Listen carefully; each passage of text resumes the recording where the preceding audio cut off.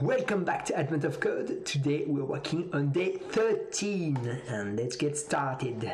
So today we're working with buses, a bus timeline, and there is as an input a specific time, and then as an input you also have different bus lines, and the bus lines the bus 7 comes every 7 minutes starting at 0.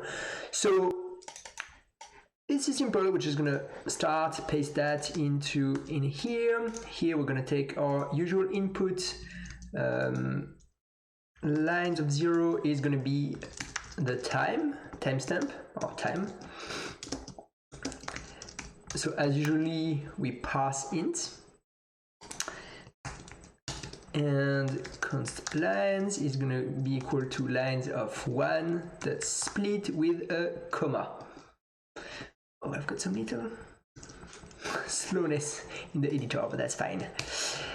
So if we log time and lines, shouldn't reuse line, time and buses. Node day 13, we're just 13 today. Everything is fine. So what we want to do is we need to go through each bus, and in the end we want to see the closest one. So we're gonna have to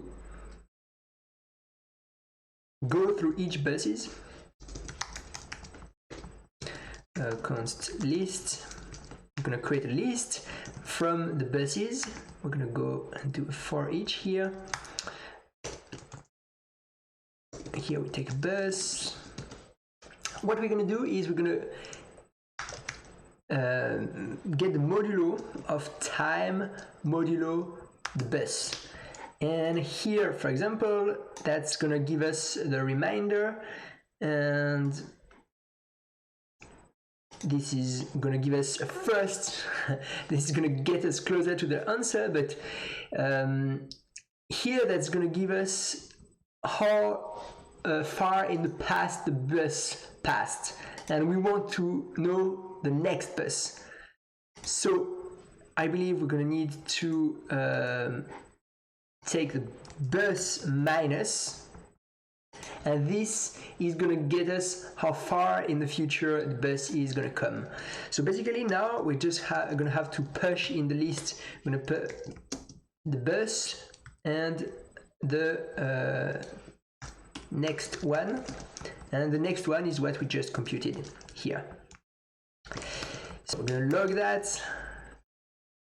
Oh, my computer is a bit slow today. We're going to log the list here. Oh, the computer is quite slow today. And if we remove that, here we get not a number here. So we need to discard the buses when if bus is equal to x, then we just return simply. That's going to be enough, and otherwise we do this. Here this bus, I think it's better maybe to pass int, because I don't want to have any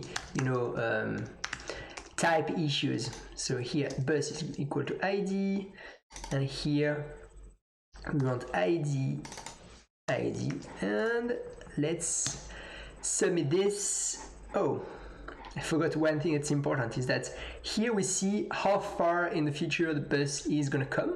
So now we just have to sort this list. List.sort sort A and B, and we want the increasing order of A.next one, B.next one. So this is the way to sort from the smaller next one to the biggest next one. So this is it. So now we can actually console log still, and I believe we need to console log the how far in the future the bus is going to come, times the bus ID. So we're just gonna have to console log list of 0 time dot bus times list of 0 dot next one, and this should give us the right answer here. 295. This is correct, so I'm pretty confident on this one. Oh, the input is quite small compared to what we are used to. That's fun. It's fun. I mean,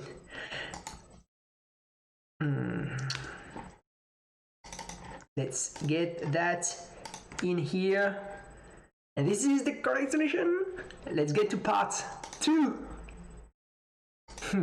So part 2 is tough. This is one of these challenges where you see that it's gonna be tough. So we have to make sure, we have to find a specific timestamp t. This is the timestamp that you need to return in the end, such as the first bus is arriving at timestamp t, the second bus 13 is arriving at timestamp t plus 1, this one, the fourth bus is arriving at timestamp t plus 4. So this is going to be a challenge. I think first of all we need to parse correctly the buses here, and I think I'm going to create a data structure, very simple array, const timestamps, and we're going to go through each of the bus and create an entry here. So buses that for each, here we want a bus, and what do we want to say to this?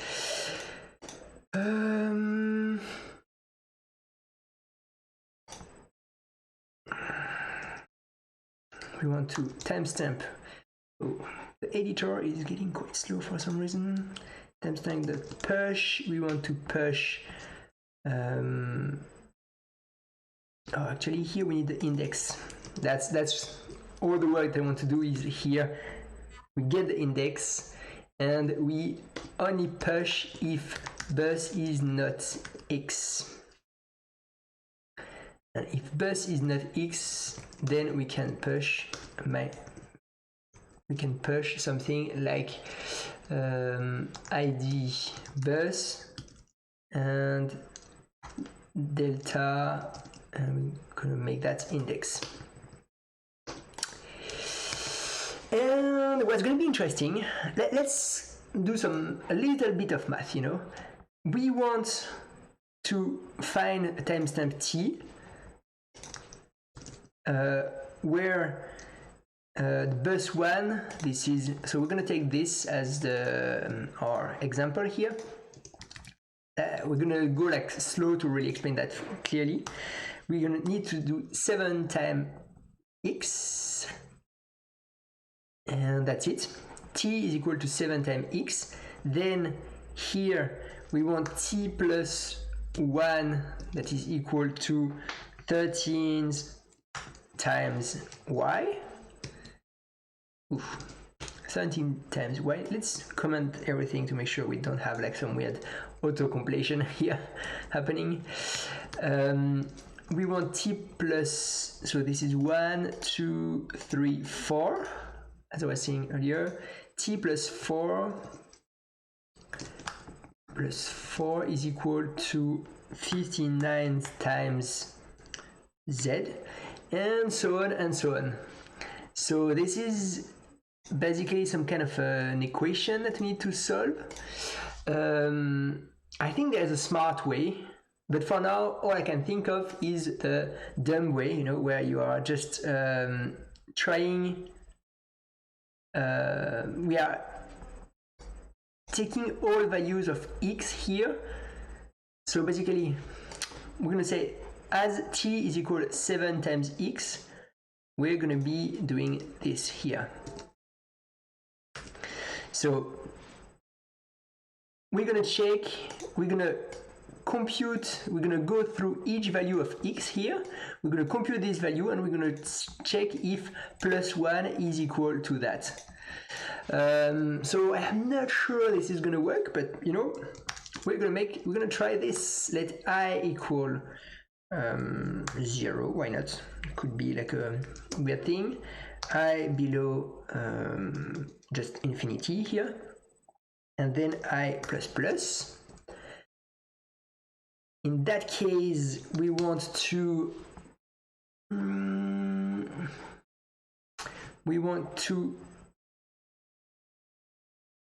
const t is equal I times timestamps of 0 dot id, and then we need to check. Now we need to go for each element in this timestamp array. We can start at 1. So timestamp dot length here, timestamp dot length j plus plus. We need to check if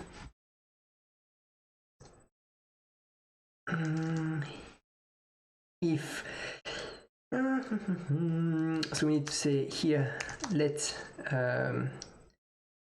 failed equal false, and here we're going to check if we fail. So we're going to check if timestamps of j, so here this is this here sorry,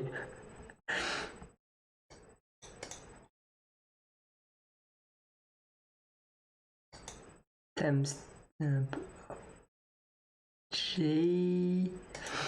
Actually, here we need to revert. Let's go back to t here, t. So we're going to need to say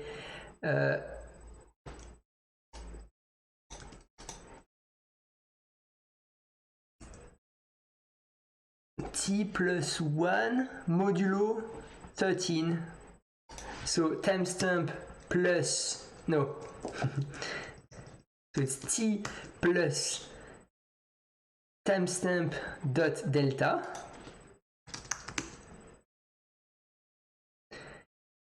modulo, we need to put that in parentheses, modulo timestamps of j dot id, and this should be equal to 0. So here we check if this is not equal to 0.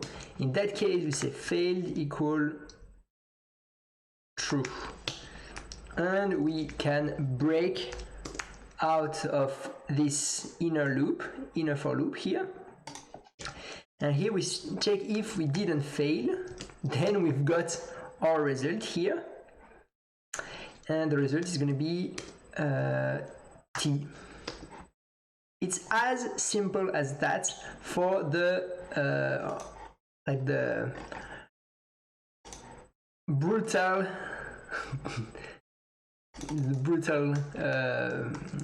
way to resolve this. So here we're going to solve this with the small input set. We don't care about the first input, we just care about this list, so we're good. And here for this specific thing we need, oh, here we have several examples, so that's good. Let's try that already. Oh, we've got a lot of console logs here, that's not fun. I believe here we need to break, because we just want to do one console log. We want to find the first number, and that was a relatively big number that was found just like that. Let's make sure this is the correct number. 1068, 88. No, that is not correct. Interesting.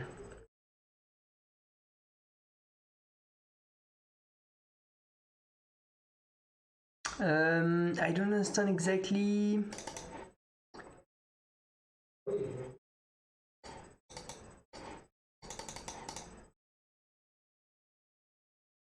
Okay, I think I need to do this minus timestamp 0.id. I think this is it.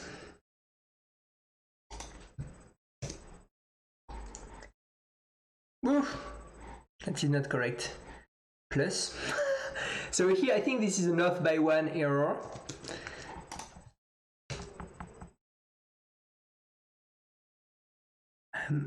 I'm outputting nonsense here. Oh yeah. One more time, I need to make sure here this is parsed int, otherwise bad stuff is gonna happen. So this delta is already a number, but here the bus was a string, and now thanks to the parse int, this becomes a number. So let me make sure here we've got the right answer. Let's try with another input here. We're going to take this input here, and note that we completely discard the x's. We don't care about them. We just totally don't care about them. Here 3434, that is not correct. So this is interesting. We've got an issue in our algorithm. I think this stupid quick fix here might have hidden a bit of complexity. That's the correct answer. Okay, so here, oh yeah, I was mistaken. I did like a bad quick fix. I had the correct answer. Let's try with a couple more examples. 75. That's the correct answer. You know what? I think I want to just dive right in the big data set, you know? Let's see if this is going to be computing fast or not. If this is not computing fast, it means that we have, okay, so that was the kind of stuff that I was afraid of, which is something that would run for a very long time and we're not really sure. Yeah, it's never gonna return. So here we've written something that is working very well, but it is not optimized. So I guess I'm gonna go back to the drawing board and be thinking a bit about this, because yeah, there must be a smart way to do that. So I don't have a clear idea on how we could solve that. One thing that I can think of is that instead of starting with the first element of the array, which might be quite small, we could be starting with the bigger one, or this one, the biggest one. That could be helpful. In that case, we will need to change that a little bit, because here this is I, so t is equal I times this minus timestamps of 0 dot delta, I believe, because we said t plus the index is equal to the bus ID times a specific number. So here we have this specific number times the bus ID minus the delta is equal to t. So this is a correct thing. And now we just need to sort timestamps to get the biggest one first. So timestamps dot sort AB. So we need to make sure we get the biggest bus ID. ID minus a.id, and so this should sort by the biggest one. I believe this should make us go a lot faster through each elements, but that might not be enough. You know what? Before we try with the full data set, let's make sure we are returning the correct thing for the smaller data set. That's always what you need to do, just to make sure I didn't break everything. Let's see. This is the same answer, am I right? Oh, this tab is slow. Yeah. Wait, this is here. Yep, this is the same answer. So basically I haven't broken anything, but I haven't made anything faster either. So here, if I go back to the big data set and I run that, let's use actually time here in front of that, just to see for how long we make this command run. I think we can let it run and think about new ways to do this. So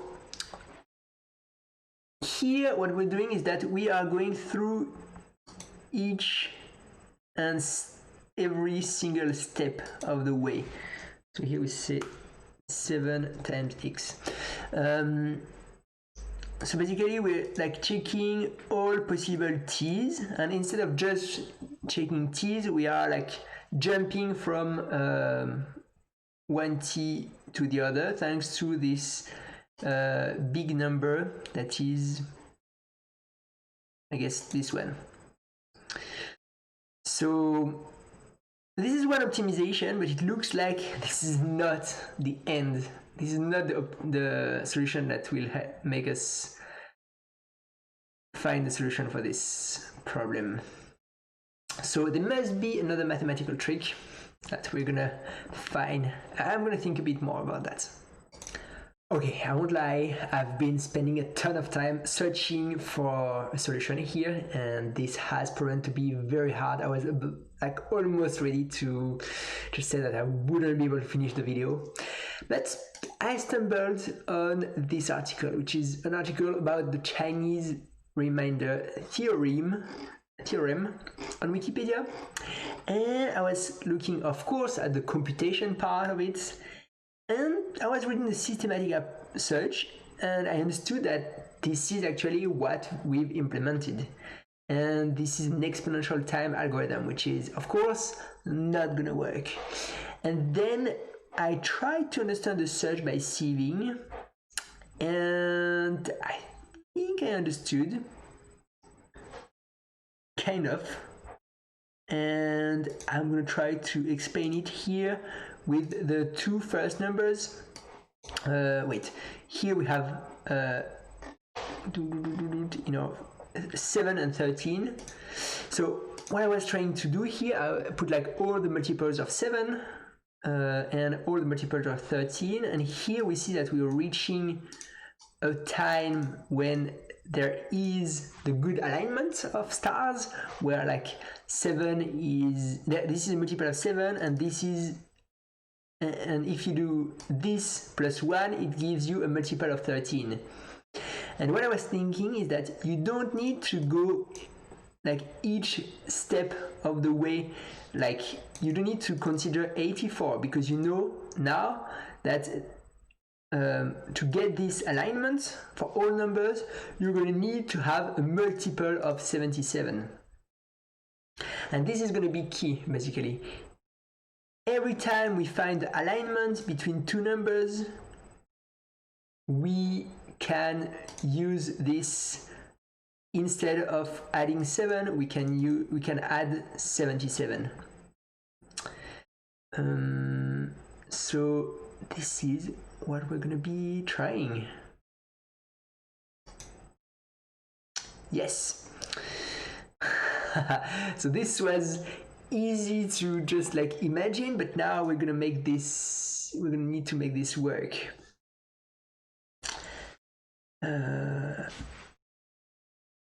So basically we're gonna be adding something every time, like something about a step that we're adding, and at the beginning we want to use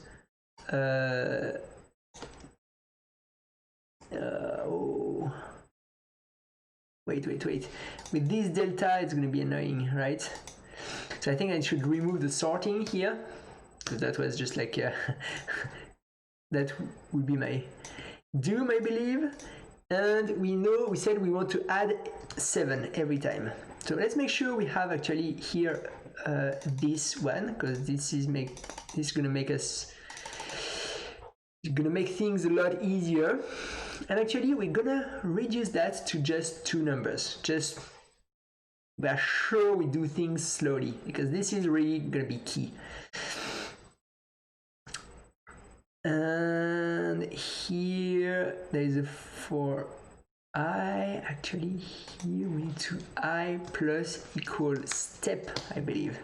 That's what we said we wanted to do every step of the way. I think actually we can start at step.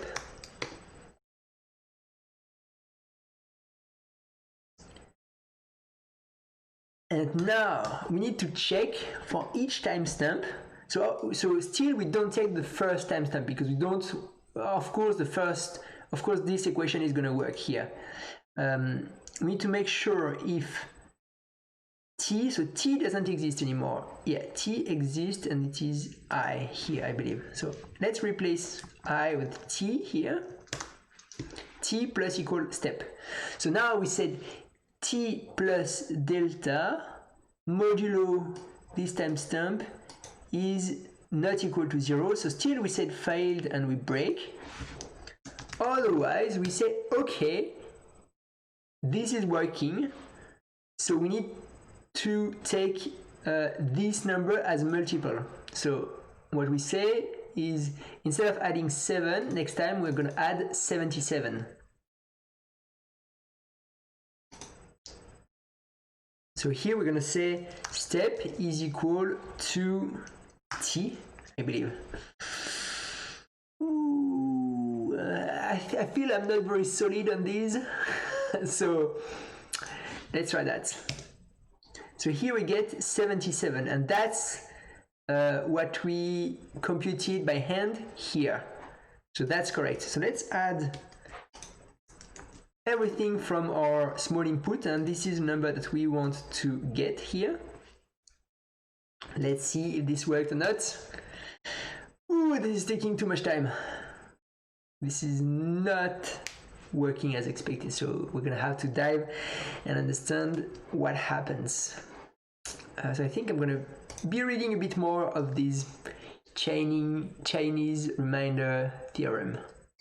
Okay, I've been looking desperately on the web about finding a solution for this, and it looks like we have reached the end. So I'm gonna try to debug this, but I'm not sure I'm understanding this correctly. So okay, here we can see that we definitely are hitting numbers that are far too big. So there is an issue with my simple observation of this.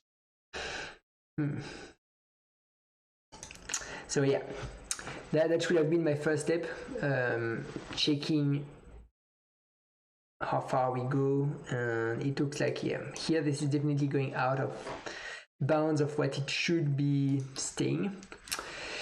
So I think we can officially declare this second step as lost, and I'm going to go over the Reddit mega thread and look for a good solution, because I think it's best, even though if I'm not able to do it, it's best to find a good solution. So let's look. And one good thing, is that I would really recommend you to go through these, because this is a really nice way to get a better understanding. So here I see some solution in Julia. Okay, that looks like a nice solution here.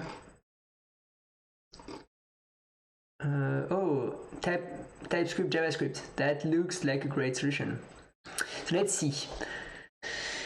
So here there is also time, like us, and step. And here they're doing a for loop on the buses, and we're doing a for loop on T. That's interesting. And here, basically they're taking a bus and they are doing while time plus index modulo bus ID is not 0, then time plus equal step. I think this is this. In that case, we say fail and we break. So time plus equal step. So this is so far quite similar. And if once you arrive here and this is true, you do step equal step times bus ID. So when this is false, you do that, and when this is true, you do step equal step times bus ID. I'm wondering why instead of having 7, you would do 7 times 13. Let's try that. Times, so instead of having 7, you have 7 times this, which is 13. Let's try that. Okay, we're still hitting like super huge number. So we have another issue. Here we return time. So here one thing is that they start at 7 and then they keep adding 7. Then it becomes 13. And they don't care about checking the first bus anymore because it's always going to be true. So it looks like we were kind of close to the implementation there, except this that was very like different, and there is something bad in our algorithm.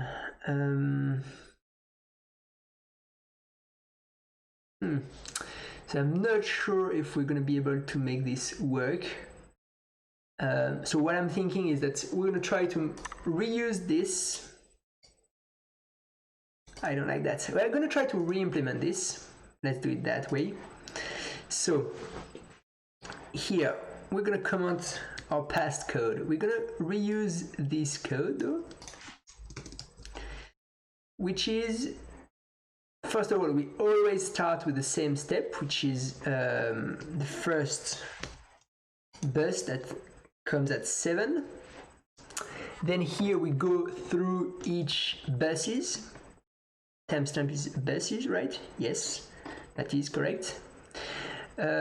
T plus the delta modulo the bus ID should not be equal to 0. And here they do a while actually here. Let's code what they did. I'm gonna try to make it work. Oh, ID is slow today. I don't know why. So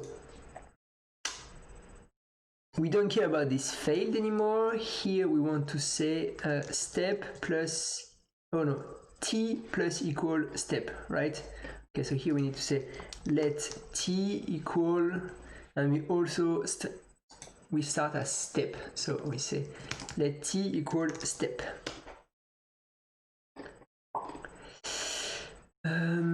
Let's do that. Here we can say t plus equal step. That should be it.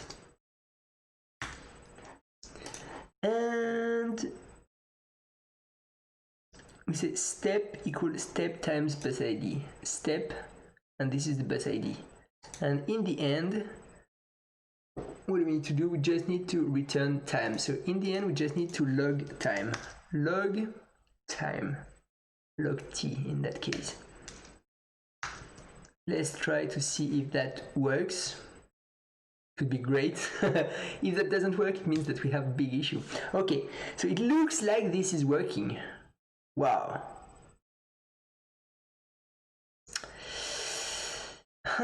So I feel a bit bad because we were getting really close to this code. We made a big mistake here.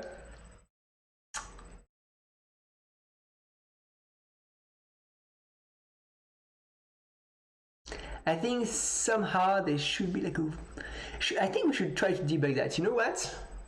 Let's try to debug that because I'm like almost sure we can make this work. So I'm gonna spend a bit of extra time trying to make this code work now that we see that the code we read works and we have a code that is really close to it. So here we add step. one thing that's interesting. Oh, look at that. I think I see what happens is that, let's say the first bus is working, then we go to the bus number 2. So here we see bus 0 is working, bus 1 is working. Then we try bus 2. If this is working, then we go back to bus 1 here, whereas here we never go back to bus 1. So I think we're gonna try this code with the full input. I'm gonna submit that, and this is gonna be it for today. Oh, that was very challenging. Wow, the number is huge. Okay, this worked. So I'm a bit not happy about having to check a solution, and I feel I didn't understood this completely. So yeah, that's not a very satisfying day for me, but I think this is part of the challenge, and I think I need to revisit the Chinese theorem, Chinese reminders theorem, which is some math from, I guess, high school that I've forgotten a bit. So anyway, here it is. This is the result. We managed to go through day 13. It was a bit painful, but we did it in the end. So thank you very much for the follow. Please drop a like and see you in the next one. Bye bye.